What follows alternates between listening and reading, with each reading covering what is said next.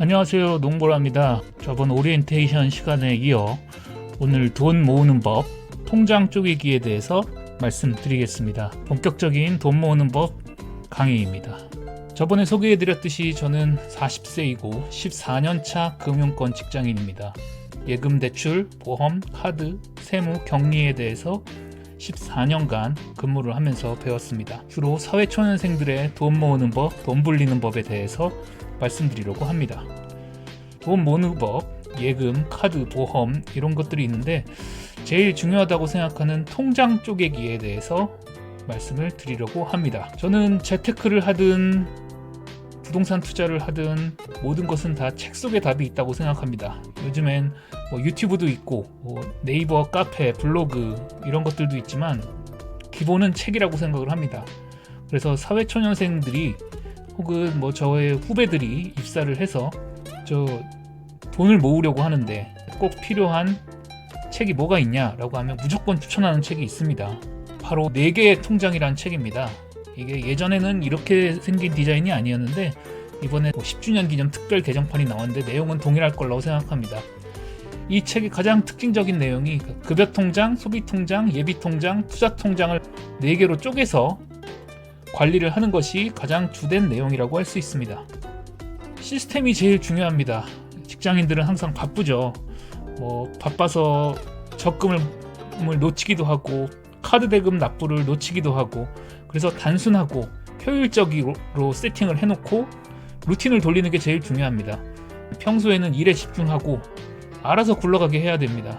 아침에 일어나서 자동이체 걸고 적금 넣고 또 돈이 부족하네 카드 대금 맞고 보험료가 안 들어갔다고 이런 거 하는 거 굉장히 불필요하고 비효율적입니다. 그래서 돈 모으는 법, 이 책에는 4개의 통장에 대해서 말씀을 드리고 있습니다. 급여통장, 소비통장, 예비통장, 투자통장.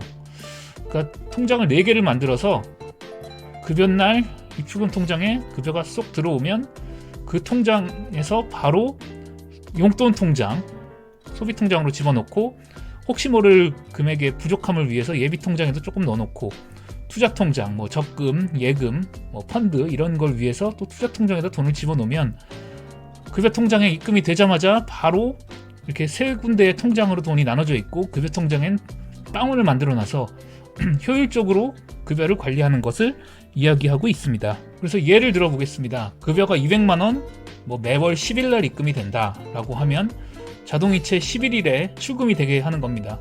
예를 든 겁니다.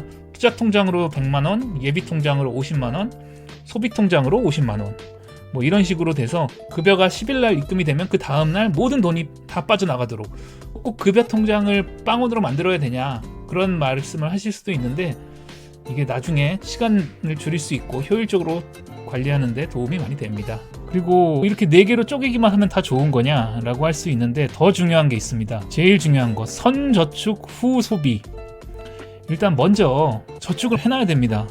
내가 이제 직장을 잡았으니 외식도 하고 차도 사고 시계도 사고 벨트도 사고 신발도 사고 다 좋은데 일단 먼저 돈을 뚝 떼놓고 그 남은 돈으로 소비를 하는 게 중요합니다. 그래서 아까도 말씀드렸지만 급여통장에서 돈이 입금됐을 때 투자통장에다 돈을 먼저 뚝 떼놓고 그 나머지 용돈을 가지고 생활을 해야 됩니다.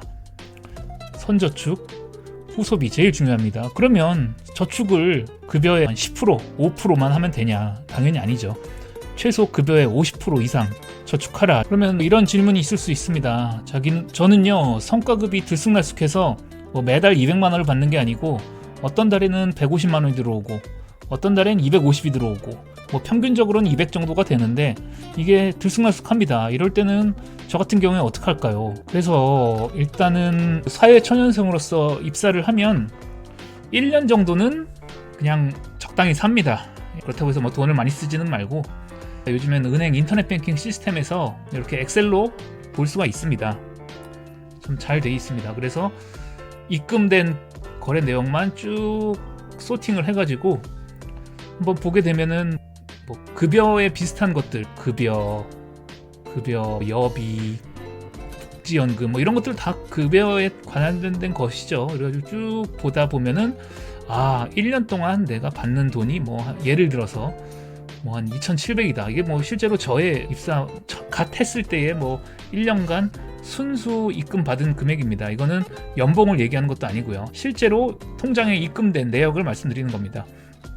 이거를 나누기 12를 하면은 월 평균 한 230만 원 정도가 되는 겁니다. 만약에 일반적인 회사라고 하면 이거보다는 그 다음 해에 조금 더 받게 됩니다. 그러면 나는 한 230만 원 정도를 받는구나, 이렇게 생각을 하면서 저금을 해나가면 됩니다. 그러면 예를 들면 한 100만 원 정도 저축을 하고 나머지는 용돈을 쓰고 또 예비 자금으로 모아놓고 이렇게 하는 거죠. 또 이런 질문이 있을 수 있습니다.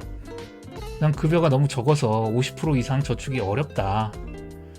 그런 분들은 사실 조금 냉정하게 얘기를 하면 이직을 하거나 아예 신규로 재취업을 하거나 부업을 준비하거나 이런 것도 권해드립니다. 소비를 정말 많이 억제를 해서, 그러니까 두 가지 부류가 있겠죠.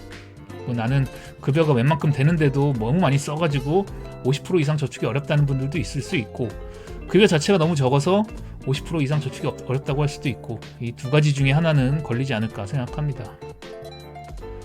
좀 정리를 해보겠습니다. 4개의 통장을 만들어서 그 용도별로 쪼개야 합니다. 급여의 50% 이상은 저축을 해야 하고, 다 쓰고 난 다음에 남은 돈을 저축하는 것이 아니고 미리 저금할 돈을 뚝 떼놓고 그 다음에 밥을 사 먹든지 술을 사 먹든지 옷을 사 입든지 후 소비를 해야 합니다. 이것이 제일 중요합니다.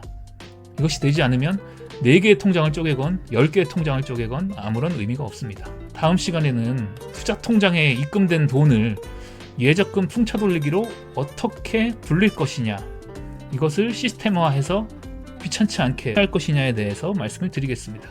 감사합니다.